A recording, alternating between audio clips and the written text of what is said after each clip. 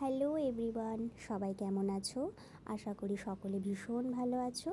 আমিও খুব ভালো আছি। গত সপ্তাহে আমার জন্মদিন উপলক্ষে আমরা চলে গিয়েছিলাম তারাপীঠ মায়ের মন্দিরে পুজো দিতে। জন্মদিনের দিনেই মাকে পুজো দিতে পেরে আমি তো ভীষণ খুশি।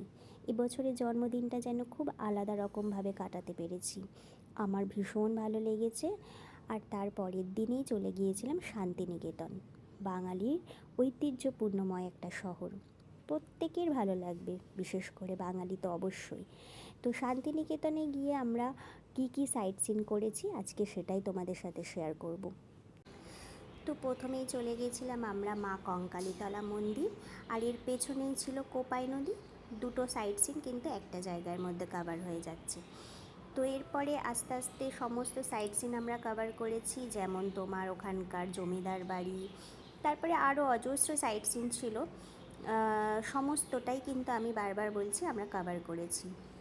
তো তোমাদের বলে রাখা ভালো, তোমরা কিন্তু ওখানে নেমে ফার্স্টেই টোটো দাদাদের সাথে একটু প্যাকেজটা নিয়ে বার্গেনিং করে নিও, কারণ ওরা একটা ভালো রকম অ্যামাউন্ট বলে, যেটা কিন্তু মোটেই না।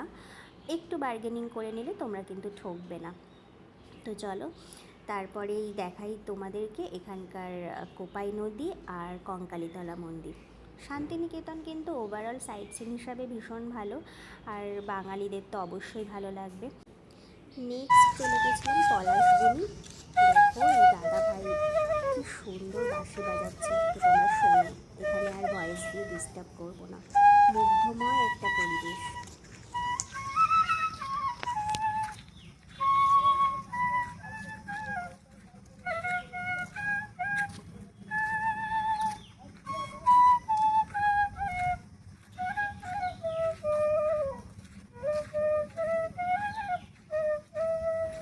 দাদা ভাইয়ের বাঁশির সুরে এক মুগ্ধময় পরিবেশের সৃষ্টি হয়েছিল, ভীষণ ভালো লাগছিল।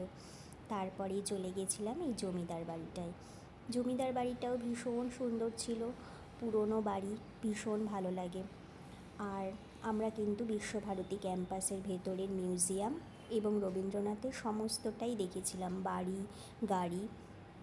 আর তারপরে দেখো আমরা কতটা মজা করেছিলাম ওই সোনাঝুরি হাটে, সেটাও তোমাদের সাথে শেয়ার করছি। ভিডিওটা তোমাদের কেমন লাগলো সেটা কিন্তু জানাতে ভুলো না। চলো।